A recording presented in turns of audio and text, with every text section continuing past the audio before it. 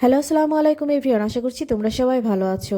আল্লাহর রহমতে তোমাদের রোজাগুলোও ভালো কাটছে, সেই কামনাই করছি। সবার জন্য অনেক অনেক শুভকামনা রইল, সবাই সুস্থতার সাথে রোজাগুলো সম্পন্ন করতে পারো সেই কামনা করছি। সেই সাথে আজকে তোমাদের সাথে শেয়ার করছি ব্যানানা স্ট্রবেরি শেক।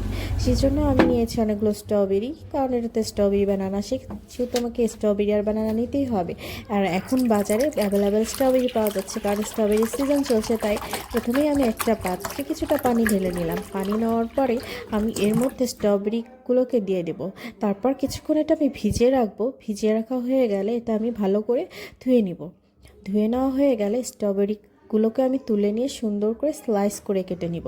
স্ট্রবেরি এমনি খেতেও ভালো লাগে, আমার তো ভালো লাগে, আর বাচ্চারা তো এটা খুব পছন্দ করে। তো আমি স্ট্রবেরিগুলোকে এখন স্লাইস করে কেটে নিচ্ছি, কারণ এটা তো আমি ব্লেন্ড করব। ব্লেন্ড করার সময় যেন কোনো লাম্পস না থাকে, সেজন্য আমি সুন্দর করে কেটে নিলাম।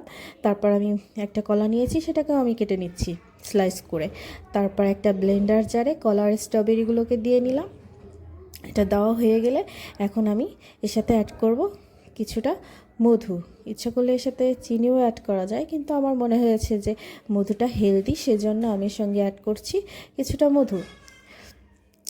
মধু দেওয়া হয়ে গেলে এইটার সাথে আমি কিছুটা দুধ দিয়ে নিব। প্রথমে অল্প একটু দুধ দিয়ে ব্লেন্ড করব, যাতে কোনো লাম্পস না থাকে। এর মধ্যে আমি আরেকটা স্ট্রবেরি কেটে নিচ্ছি কিউব করে, কারণ এটা দিয়ে আমি একটু ডেকোরেশন করব। কারণ যখন স্ট্রবেরি শেকটা তৈরি হয়ে যাবে, তখন এর মধ্যে আমি এগুলো ছেড়ে দেব। তারপরে আমি একটা গ্লাস নিলাম এবং আমার ব্লেন্ড করা হয়ে গেছে সেই ব্লেন্ডার জার থেকে আমি স্ট্রবেরি শেকটা ঢেলে দিলাম।